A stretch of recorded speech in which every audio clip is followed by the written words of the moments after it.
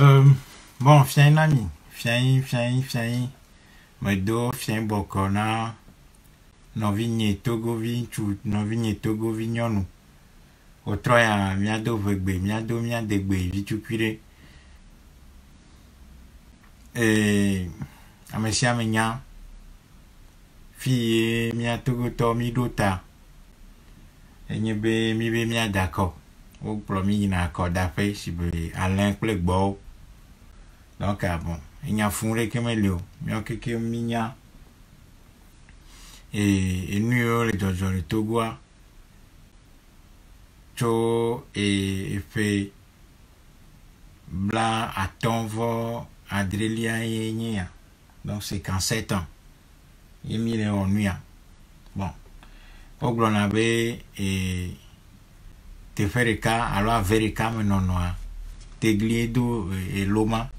Be avere kame no no me fiana enunyamo donc me bobe mi le avere kame kaka pe bla a ton voix Adria et obe et nu me kemi matoa ye o me mi le toto egbe quoi e va fiabe mi atogoto wa mi de undi subo ye etilemi alo etolemi mi la sicha mi nya et fille mi adota mi zu chagla na chalao mi zu amenuo le hikame mi le fuju to afire pepe mi akpota na eto ihelemia wa mi me le kpota na mi ma vu ihe o mi le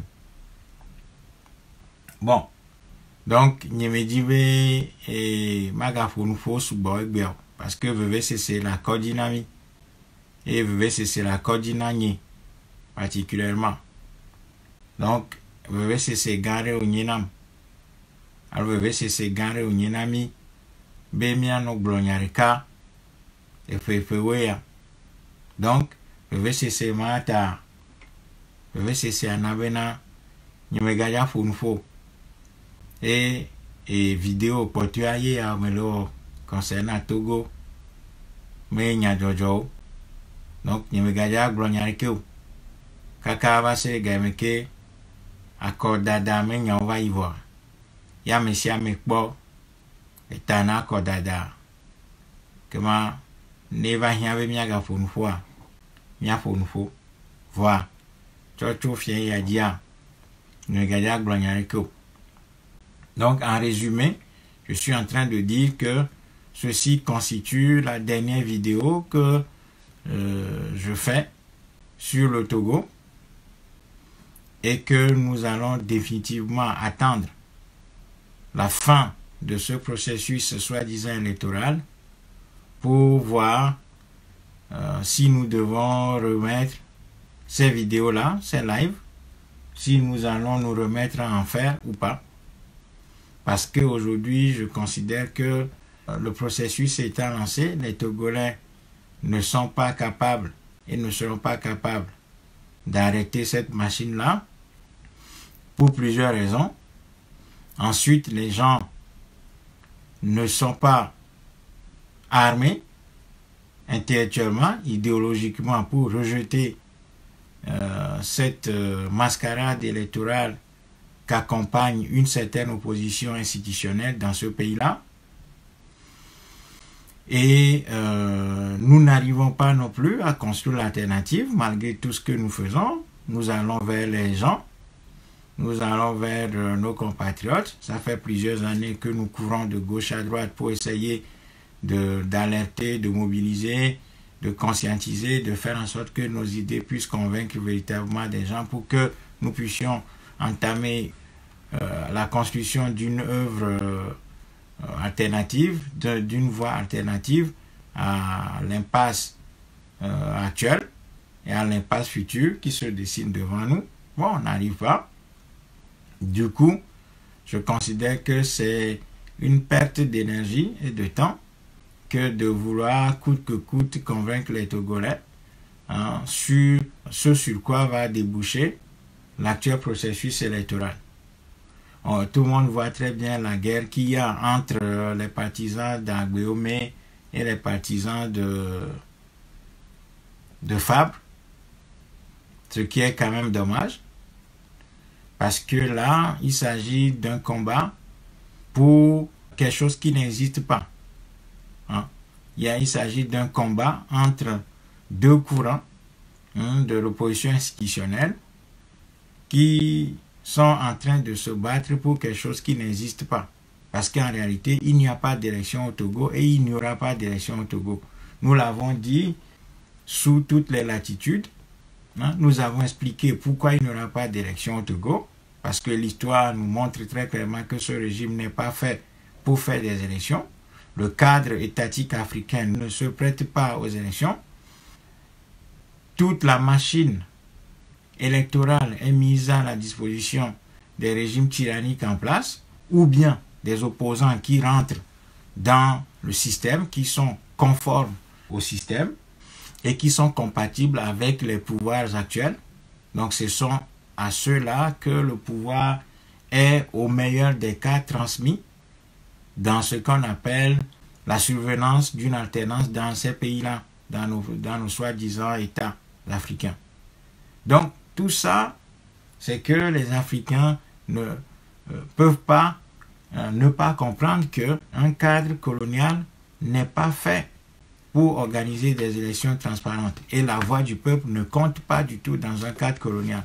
Bon, ça nous l'avons expliqué plusieurs fois. Nous avons indiqué à plusieurs reprises une voie alternative, à savoir la construction d'un véritable mouvement populaire, hein, la mise en place d'un véritable mouvement populaire pour commencer quelque chose. Bon, ça aussi, on ne voit rien bouger.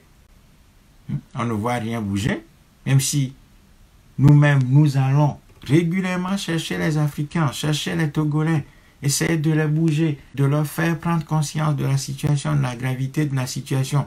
On a l'impression que quelque chose a mangé notre cerveau. On a l'impression que quelque chose nous a tétanisés. C'est comme si un serpent nous a mordu. Tout le monde est tétanisé. Nos organes vitaux ne fonctionnent pas. Notre cœur ne vibre pas. Et notre cerveau s'est arrêté. La volonté collective est paralysée. Et les gens trouvent des excuses de manière constante pour leur inaction. Donc, à un moment donné, il faut voir la réalité en face et tirer la conclusion suivant laquelle nous ne pouvons pas continuer à nous infliger cette douleur-là. Ah bah, de toute façon, nous resterons tous esclaves et nous mourrons tous esclaves. Voilà. Et il ne s'agit pas de venir ici travailler dans le champ du Mortra ou de faire quelque chose pour la gloriole de Komla Pogli. Il s'agit de faire en sorte que nous tous, nous puissions travailler pour faire sortir notre continent de sa situation de misère, d'exclusion et d'affaiblissement continuel. Bon, voilà. Si les gens ne sont pas capables de comprendre ça et de commencer à faire un minimum de travail autour de leur propre personne, à un moment donné, il faut se dire que, bon, voilà, nous n'avons pas de baguette magique, je ne suis pas Jésus. Je ne suis pas un kamikaze. Nous vivons très loin du pays. Donc, ce que nous pouvons faire, c'est ce que nous sommes en train de faire.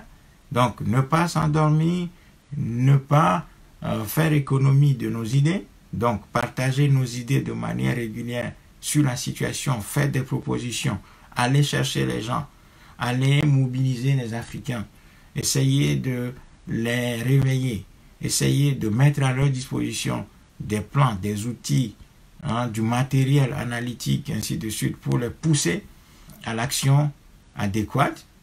Et nous mettons tout ce qu'il faut en jeu pour y arriver. Malheureusement, aujourd'hui, la réalité, c'est que les consciences sont mortes. Voilà, les consciences sont mortes, les volontés sont paralysées, le cerveau individuel et collectif est complètement anéanti. On a l'impression que nous sommes des cadavres errants. Nous sommes un peuple zombie aujourd'hui, rien ne nous émeut, et même si les choses nous émeuvent, bon, c'est juste un moment donné, et puis, bon, une fois que l'émotion est passée, on reprend les mêmes habitudes. Voilà, nous sommes dans un sommeil profond, comateux quasiment, et ça ne nous dit absolument rien de voir nos situations collectives se détériorer de manière continue. Bien au contraire, ce que chacun essaie de faire, c'est de tirer son épingle du jeu, essayer de surnager et de survivre. Bon, et puis bon, voilà, dans une situation de misère collective, chacun essaie de s'en sortir, tout simplement. Et donc, je pense que cet esprit-là va continuer. C'est pour ça que j'ai pris la décision de ne plus faire des directs jusqu'à ce que, en tout cas, ce qu'on appelle faussement le processus électoral au Togo prenne fin et que les résultats soient là. Après ça, bon, chacun tirera les conclusions qu'il faut. En ce qui nous concerne, nous savons depuis toujours qu'il n'y aura pas d'élection au Togo. Il y aura mascarade électorale, il y aura fraude électorale, il y aura forfaiture électorale, il y aura cirque électoral comme le régime togolais sait le faire. Et puis, en définitive, comme nous l'avons toujours dit, ce qui fait la décision, ce n'est pas ce que les Togolais votent dans les urnes. C'est le moment fatidique où la confrontation violente va avoir lieu. Et c'est toujours là que le pouvoir togolais a gagné. Voilà, parce que ce pouvoir travaille sur comment déployer la violence le moment venu. Et nous, notre camp, c'est là où nous faiblissons, c'est là où nous n'avons jamais travaillé, c'est-à-dire que nous n'avons jamais préparé cette épreuve décisive. Voilà, donc, ce qui va se passer, premier tour, 22 février, ou alors le deuxième tour quelques semaines après, donc en mars, c'est que le pouvoir va encore une fois perdre dans les urnes, mais va attendre les Togolais au tournant. Voilà, et c'est le moment de vérité. Et ça, c'est ce que le pouvoir togolais fait depuis 1993. Donc ce pouvoir sait pertinemment que les Togolais l'ont rejeté depuis sa naissance, depuis 1963. Et donc, qu'est-ce qu'il fait? Ce pouvoir attend les Togolais au tournant. Donc c'est la rue. Donc le moment de la confrontation physique, violente, c'est là que le RPT fait la décision. Et c'est justement à ce moment-là que notre camp n'a jamais réussi à franchir la barrière que le RPT dresse devant lui. Parce que nous n'avons pas travaillé, parce que nous n'avons pas voulu faire les analyses qu'il fallait au moment opportun pour pouvoir nous organiser en conséquence. Donc, ce qui va se passer, c'est que, comme les années précédentes, comme les 6 dernières élections présidentielles, 93, 98, 2003, 2005, 2010, 2015, le pouvoir franco-Gnassingbé va encore une fois attendre les Togolais au tournant dans les rues. C'est pour ça que ce pouvoir s'en fout totalement de ce qui va sortir des urnes, tout en faisant en sorte que le fichier électoral, la Commission électorale nationale indépendante, la CENI, la Cour constitutionnelle, la loi électorale, donc le code électoral, la loi constitutionnelle et les forces de sécurité et de défense soient à son service et à sa disposition, en sa faveur, et il attend le moment décisif. Et ce moment décisif va venir très bientôt. Ça va être fin février, du coup dans un mois et demi, dans un mois, ou alors en mars, donc dans un mois et demi, ce pouvoir va sortir l'artillerie lourde et les Togolais comprendront encore une fois qu'ils n'ont pas préparé la guerre parce que ce pouvoir fonctionne sur une logique de guerre. Voilà. Et il attend le moment d'épreuve décisive. Donc c'est ça. Et ça, on ne va pas y échapper. Voilà. Puisque nous avons choisi cette voie-là, ça veut dire que nous jouons sur le terrain du pouvoir et ce pouvoir-là a fixé l'agenda, nous a donné rendez-vous le 22 février. Et là, encore une fois, la confrontation aura lieu et ce pouvoir étant préparé plusieurs années et ayant expérimenté depuis plusieurs années cette confrontation, bon, voilà, va encore une fois s'en sortir, à moins que les Togolais fassent du miracle. Et évidemment, du miracle, il faut en parler parce que les Togolais se bornent à ça actuellement. Tout le monde parle de miracle, qu'il faut espérer que Dieu existe, que Dieu va nous sauver et que c'est 2020, c'est l'année mystique et que c'est 2020 signifie que c'est l'année où Dieu a décidé d'affranchir les Togolais définitivement et tous les signes montrent que effectivement c'est l'année du Togo. Pourquoi? Parce qu'il y a Monseigneur Podro, en guillemets, homme de Dieu, qui est entré dans la danse et qui a imposé au Togolais un candidat unique. Donc, un homme de Dieu, en guillemets, agissant avec un ancien apparatique du RPT, ça ne peut qu'annoncer une suite heureuse pour le Togo.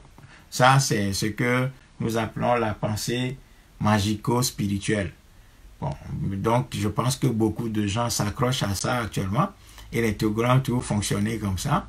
On a toujours dit, nous nous rappelons, dans notre enfance, des gens disaient 40 ans, le peuple juif dans le désert.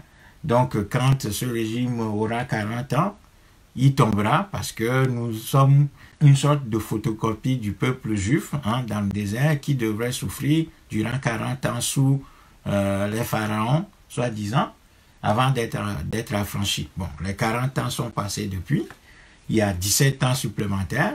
Bon, les Togolais ont oublié maintenant l'histoire des 40 ans. Puis on a chanté les histoires du mur de Jéricho qui va tomber, ainsi de suite. Bon, donc chaque fois, on se fait avoir par ce type de pensée magico-spirituelle, nous dédouanant complètement de nos responsabilités. Donc au moment où nous devons prendre des décisions, analyser le problème autrement et prendre des décisions radicales dans le sens de l'action concrète face à ce pouvoir-là, on décide de faire plutôt référence aux versets bibliques, aux légendes bibliques, pour dire que bon, voilà, Dieu va intervenir en notre faveur et que nous n'avons pas besoin de nous gêner outre mesure, et que Dieu va intervenir, que toutes les planètes sont alignées pour nous, surtout en cette année 2020 où on a un prélat, en la personne de Monseigneur Podro, qui, comme Moïse, a pu trouver quelqu'un, le chevalier blanc, en la personne de Agbeome Kodjo, qui va libérer le Togo. Bravo, bravo. On peut qu'applaudir. Voilà. Donc, on ne peut qu'applaudir et attendre patiemment, tranquillement, qu'au soir du 22 février, le miracle divin s'opère et que le PT donne le pouvoir et remette le pouvoir très tranquillement à Agbeome Kodjo avec la bénédiction du Dieu de Monseigneur Podro. Et puis bon, tout est génial dans le meilleur des mondes, quoi. Voilà. Tout est beau dans le meilleur des mondes. Donc, qu'est-ce que les Togolais ont à souffrir pour essayer d'analyser ce régime-là et de construire un mouvement de libération qui risque de leur coûter encore plus que ce qu'ils ont déjà sacrifié dans cette lutte-là. Donc aujourd'hui, il faut se contenter d'accompagner Monseigneur Podro et sa caravane, et puis bon, tout ira pour le mieux dans le meilleur des mondes. Voilà, c'est tout ce qu'on peut souhaiter à notre peuple. Voilà. Et je crois que chacun verra très bientôt les résultats de cette aventure, de cette pensée magico-spirituelle, de cette croyance enfantine, de ce conte de fées que les Togolais se racontent à eux-mêmes, soit disant que Dieu a inspiré Monseigneur Podro, qui est en train d'opérer un miracle actuellement dans le pays. Donc voilà, je pense que le PT, le pouvoir franco-nyasingwe, doit faire ses dernières prières, parce que là, Dieu va agir et les Togolais, un bon peuple élu de Dieu, verront très bientôt le miracle, quoi. La messe est dite, donc Dieu va descendre le 22 février sur le Togo et on attend tous pour chanter Alléluia, l'accueillir et le célébrer. Voilà. Donc c'est tout ce que moi je peux dire ce soir. Et nous encourager à continuer dans cette voie d'espérance, parce que c'est comme ça que l'histoire de l'humanité est faite. Donc les peuples, à partir du moment où ils ont compris que Dieu va descendre pour les sauver, ils ont croisé les bras, ils ont attendu patiemment, sagement, gentiment, ils ont suivi des prélats, ils ont cru que Dieu aura pitié d'eux et qu'ils n'ont pas besoin de faire plus d'efforts. C'est comme ça que nous voyons le monde, c'est comme ça que des pays se sont sortis de la pauvreté, de la misère, de la domination. La Chine, par exemple, est sortie de sa souffrance en croisant les bras et en allant se réfugier sous la toge d'un prélat qui a désigné pour les Chinois, hein, pour le peuple chinois, leur libérateur. Le peuple français qui était sous les rois, hein, Louis XIV, Louis XVI et tout ça, n'a pas fait de révolution. Le peuple français est allé voir le clergé pour que le clergé lui désigne un libérateur, et le clergé lui a désigné un libérateur qui a libéré le peuple français. Qu'est-ce que vous voulez? C'est comme ça. Les Allemands, la même chose, hein, ils ont croisé les bras, ils ont attendu que Dieu vienne les sauver. Et donc Dieu est venu sauver le peuple allemand. Hein. Les Italiens, pour faire leur renaissance, ils n'ont pas été chercher, ou bien Garibaldi et Cavour et quelques-uns de leurs camarades n'ont pas pris des responsabilités en luttant, en traçant un chemin de libération pour leur pays. Non, non, ils sont allés voir Rome, hein, le pape à Rome. Hein, les Italiens sont partis voir le pape à Rome, qui leur a désigné un candidat pour faire face à leur dominateur. Ainsi, l'Italie a connu sa renaissance. Parfait, bravo. Donc, c'est comme ça que nous lisons l'histoire. Eh bien, comme c'est ça notre lecture de l'histoire, eh bien, nous ne pouvons espérer que ce qui est arrivé aux autres peuples, hein, nous arrive à nous aussi, pour que le bon Dieu miséricordieux, nous vienne en aide et nous sauve, hein, des griffes des Nyasingwe et de leurs amis intérieurs et extérieurs. Donc, nous allons tout simplement attendre patiemment que le miracle s'opère. Et puis, une fois que ce miracle sera opéré, bon, nous allons ramasser nos clics et nos claques, rentrer au pays, être très contents et féliciter ce Dieu-là, lui ériger des temples et des monuments pour lui rendre hommage, parce que ce Dieu-là a décidé, hein, avait fait la lutte à notre place. Et comme beaucoup de nos compatriotes vendent ça, quand on parcourt un peu la toile, les réseaux sociaux, et puis quand on écoute des analystes, hein, il y a des gens qui se présentent comme des analystes politiques, hein, on a vu même des stratèges sur des médias, les médias alternatifs et autres.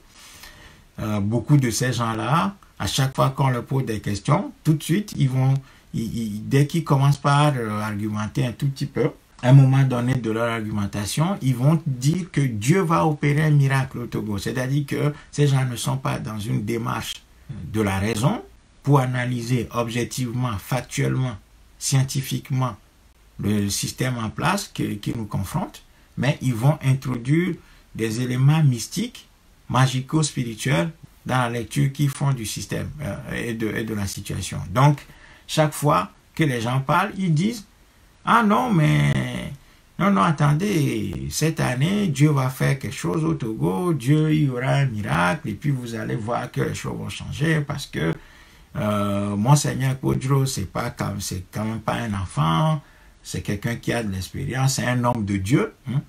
Comme si d'un côté, il y a des hommes de Dieu et de l'autre côté, il y a des hommes de Satan. Quoi. Donc, c'est un homme de Dieu, c'est quelqu'un qui est en gros en lien direct avec le sacré, avec Dieu. Et donc, celui-là, il ne peut que être illuminé et il ne peut qu'apporter une belle solution à notre peuple. Bon. Soit. Mais en même temps, notre analyse, c'est que ce n'est même pas Kodjo qui est le problème. Voilà, c'est même pas Kodjo qui est le problème. Kodjo peut être animé des plus bonnes intentions du monde, mais il n'est pas le problème. Voilà. Et le problème, en réalité, c'est le système en place que nous avons. Et Kodjo n'est pas arrivé, à notre avis, à produire suffisamment d'éléments d'analyse scientifique pour montrer comment les Togolais doivent s'y prendre, hein, pour affronter ce régime-là qui, en réalité, n'attend le peuple qu'au tournant décisif où il déploie la violence, hein, ce qui lui permet de faire la décision. C'est là que se trouve le problème. Et c'est pour ça qu'à un moment donné, il faudra, ou il va falloir que les Togolais se désolidarisent et se coupent de toutes ces explications mystico-religieuses, magico-mystiques qui font toujours intervenir dans la lecture qu'on a du problème togolais, le Dieu, le sacré, la Bible, Dieu, c'est toujours ça.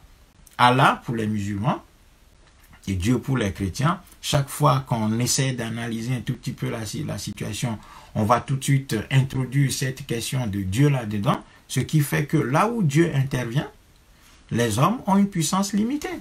C'est clair. Donc les hommes n'ont plus à fournir d'efforts puisque Dieu va intervenir à leur faveur. En quoi est-ce que les hommes doivent encore se gêner si Dieu doit intervenir lui-même déjà? Donc c'est ça qui fait fondamentalement que nous restons sur cette pente électoraliste qui en réalité est une fausse piste qui va encore nous conduire dans une impasse terrible. Et donc au lendemain du 22 février où s'il y a un deuxième tour en mars, tout le monde verra que Dieu ne va pas intervenir et que Dieu n'est jamais l'élément qui fait bouger l'histoire et que si Dieu existe, c'est sûr qu'il a doté les hommes de toutes les capacités pour que les hommes puissent eux-mêmes se mouvoir dans ce monde-là et de faire leur chemin. Et que si les hommes doivent sortir d'une souffrance ou rester dans une situation de souffrance, ça ne dépend que d'eux. Voilà, ça ne dépend que d'eux et que Dieu n'intervient pas du tout dans ces histoires-là. Dieu n'intervient jamais dans ces affaires-là. Mais peut-être que nous serons exception à cette règle-là. Et puis, effectivement, Dieu va faire un miracle au Togo, ce que nous tous nous espérons. Comme ça, nous n'avons pas à payer le prix de notre libération et de la reconstruction de notre pays. Mais nous savons très bien, au-delà de l'humour, de l'humour noir que je suis en train de faire ce soir, la réalité c'est que ce pouvoir ne cédera rien du tout au peuple togolais tant que ce peuple ne va pas se lever. Et donc, ce n'est pas par la voie électoraliste, ni par le dialogue, encore moins par l'intervention de la CEDEAO, des institutions soi-disant internationales, et tout ça que les Togolais vont résoudre le problème. Encore une fois, tout le défi qui nous attend, c'est de travailler pour construire un véritable mouvement de libération. Et ça, nous pouvons tourner dans tous les sens, nous pouvons essayer de fuir, nous pouvons essayer d'échapper à cette réalité-là. Cette réalité va nous rattraper parce qu'il n'y a pas de raccourci menant des peuples à la liberté. C'est aussi simple que ça. Ça, c'est une règle immuable de l'histoire. Voilà. Donc, les Togolais ne vont pas échapper à cette règle-là.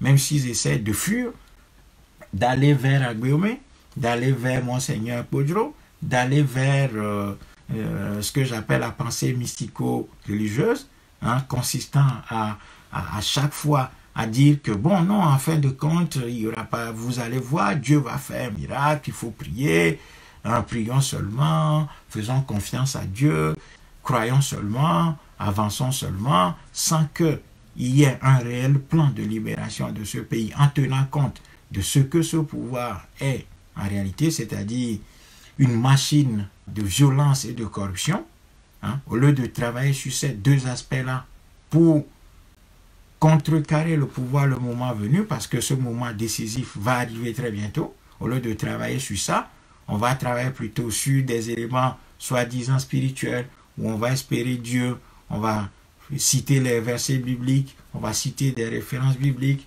des références coraniques, on va faire appel à des incantations. Donc, miano sagbe. Alors, ano sagbe, domianto miaruko, ano blobe, fait miano dia trop parce que Maouda intervenir et Dieu va intervenir et tout ça. Bon, voilà. Et ça fait, je sais pas combien d'années que les Togolais chantent cette chanson sans que rien ne se fasse. Mais bon, les gens continuent de le faire. Très bien. Très bien. Donc, nous, qu'est-ce que nous, pauvres humains, nous pouvons faire si Dieu lui-même va intervenir? Qu'est-ce que nous, pauvres humains, nous pouvons faire si Dieu lui-même va intervenir par l'intermédiaire de Podro et de son chevalier blanc, Agbéomé Kodjo, et que de l'autre côté, Fabre s'active aussi de son côté pour encore une fois dire qu'il va aux élections, alors que ces gens-là, le RPT les ridiculise. Mais bon, l'élection est devenue un gros business. Si vous investissez, c'est un investissement. C'est un investissement qui rapporte à court terme, quoi. C'est-à-dire que vous déposez votre candidature, vous donnez 20 millions. Si votre candidature est validée, vous avez un fonds de campagne que l'État, soi-disant, le gouvernement va décaisser le triple ou le quadruple. Donc, c'est un business très rentable. C'est un business très rentable. C'est pour ça que tous ces gens-là s'activent pour soi-disant aller aux élections, alors qu'ils savent très bien que le régime RPT ne va rien céder, quoi. Oui. Donc, c'est comme ça. C'est comme ça que les choses sont. Et si les Togolais laissent aller, bon, regarde, qu'est-ce que vous voulez qu'on dise? Ça va être comme ça. Donc, moi, je ne vais pas trop me casser la tête. Je crois que j'ai fait mon devoir en toute humilité. C'est-à-dire que avec le Mortran, nous ne sommes pas restés inactifs. Nous avons essayé d'alerter nos compatriotes, de leur montrer le chemin véritable. Et nous avons essayé d'alerter la diaspora, faire en sorte que nous puissions construire un vrai mouvement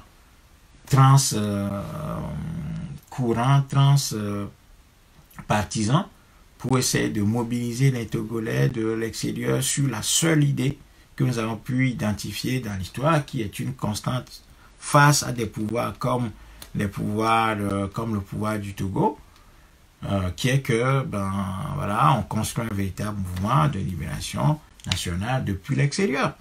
Mais si les Togolais ne veulent pas écouter ça, bon, je pense que chacun constatera les conclusions de ce que chacun aura fait, et je pense que chacun doit avoir le courage de se regarder dans le miroir, le moment venu, pour se dire, bon, voilà, j'ai fait tout ce que je devrais faire pour aider mon pays, pour essayer de faire en sorte que ce pouvoir ne s'enracine pas. Et je pense que chacun doit, à un moment donné, arriver à ce moment de vérité où il doit placer un miroir devant lui-même pour se regarder et se dire s'il a fait les bons choix au bon moment et s'il a donné tout ce qu'il fallait donner pour que le pays ne sombre pas comme cela va être le cas actuellement et demain.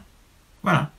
Et je pense que à ce moment-là, chacun doit avoir la lucidité, le courage d'admettre l'image que ce miroir lui renvoie. C'est-à-dire, est-ce que j'ai été responsable ou est-ce que j'ai été irresponsable? Est-ce que j'ai été véridique avec moi-même? Est-ce que j'ai fermé les yeux sur nos propres faiblesses? Est-ce que j'ai analysé nos propres faiblesses? Est-ce que j'ai apporté tout ce que je peux apporter pour éviter que notre pays ne sombre totalement? Ou bien, je n'ai pas été à la hauteur de mes responsabilités, de ce que je devrais faire. Donc, à un moment donné, cette épreuve de vérité doit arriver. Cette épreuve de vérité et de sincérité envers soi-même doit arriver, où les Togolais doivent poser un miroir devant leur propre corps pour se voir, pour se regarder, se dire, oui, moi, la main sur la conscience, j'ai fait tout ce que je devrais faire. Et si je n'ai pas abouti, c'est parce qu'il y a des facteurs qui me dépassaient, qui ont fait que mon investissement n'a pas payé. Mais je peux me regarder dans le miroir et me dire que j'ai véritablement fait tout ce qu'il fallait pour éviter que notre pays ne sombre totalement. Voilà. Et ça va être le moment de la rencontre avec soi.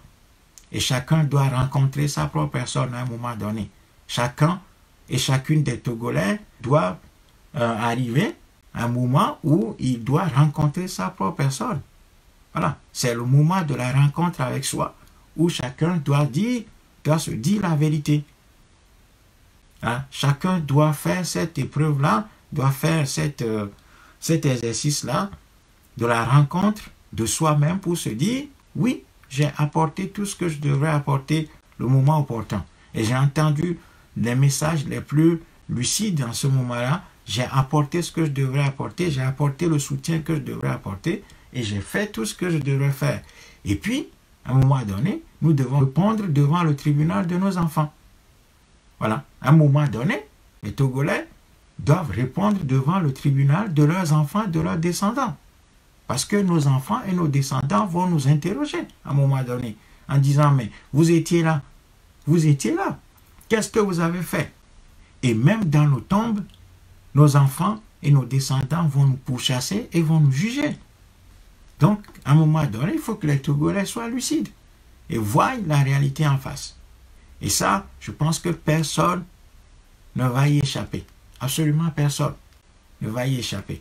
Ce moment de vérité, de confrontation avec soi et de confrontation avec nos descendants va arriver et chacun devra dire la vérité. de ce qu'il aura apporté véritablement. Est-ce que nous avons fait les bons choix ou est-ce que nous avons suivi le mouvement? Est-ce que nous avons fui la difficulté ou nous avons décidé d'affronter la réalité telle qu'elle est en mettant en place les jalons d'un futur meilleur qui va passer par un travail rigoureux et sérieux. Donc chaque Togolais, à un moment donné, sera confronté à son bilan, au bilan de son investissement. Et personne ne peut y échapper. Donc, aujourd'hui, la réalité est devant nous et dans quelques semaines, nous serons tous amenés à faire le bilan comptable de ce que nous aurons investi dans cette phase-là. Et donc, à un moment donné, les Togolais seront confrontés à leur propre image au bout de l'exercice du miroir. Voilà. Chaque Togolais doit placer un miroir devant lui-même pour s'examiner et se demander si véritablement il a fait tout ce qu'il fallait pour éviter que le pays ne sombre totalement. En ce qui nous concerne, nous avons indiqué la voie depuis plusieurs années. Nous sommes allés vers des gens. Nous avons essayé de parler aux gens, mais jamais les gens ne nous sont revenus. Ils n'ont pris aucune responsabilité. Nous avons demandé que chacun essaie de trouver des gens autour de lui-même et dans son voisinage pour que nous puissions venir, éventuellement qu'on soit invité pour venir faire, parce que c'est pas tout qu'on dit sur ces réseaux sociaux, de faire un travail de rencontre physique où nous allons mettre des choses en place. Jamais nous n'avons eu quoi que ce soit comme invitation ni de sollicitation. Donc c'est ça la réalité. Et ici en Suisse, il faut aller chercher les Togolais. Il faut aller chercher les Togolais les uns après les autres, l'un après l'autre. C'est-à-dire chacun individuellement dans sa chambre. Les gens écoutent, mais ils ne se bougent pas. Il faut aller les chercher individuellement. Téléphoner aux gens individuellement. Et quand vous faites ça, vous leur téléphonez individuellement. Vous allez les voir individuellement. Même ça aussi, il n'y a pas de suite. Il n'y a pas de suite. Parce que notre conscience est morte, notre volonté est paralysée. Nous sommes atteints par l'asthénie, c'est-à-dire la fatigue avant de faire l'effort. Nous sommes atteints profondément. Et chacun se dit, ce qui est important, c'est que dans ce chaos généralisé, l'essentiel c'est que moi, je tire mon épingle du jeu. Voilà, il faut que moi, je m'en sorte, peu importe les autres. Voilà, si les autres sombrent, ça c'est leur problème, mais moi, je dois tout faire pour sauver ma peau. C'est ce qui est essentiel. Et ça, c'est pas l'esprit de peuple, ça. Et avec cet esprit méchant, mesquin, individualiste, radicalement individualiste, il n'y a pas d'entreprise collective possible. Il n'y a pas d'entreprise collective possible avec cet esprit-là. Voilà, je pense que tous les Togolais verront très bientôt la réalité. Et puis, bon, chacun tirera les conclusions au bout de l'exercice que nous sommes en train de faire avec cette pensée magico-spirituelle et religieuse consistant à dire que tant que Bodro est là et qu'il est derrière et qu'il fait les choses et qu'il nous pousse à aller aux élections avec un candidat, un chevalier blanc sorti des rangs du EPT, bon, Dieu va agir.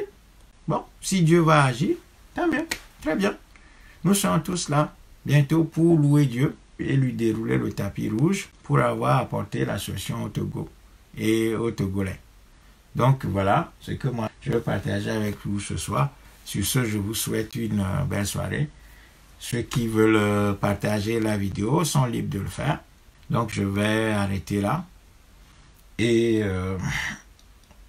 souhaiter que tout se passe bien pour notre peuple et lui souhaiter une bonne chance. Voilà, je souhaite une bonne chance au Togo et aux Togolais. À très bientôt.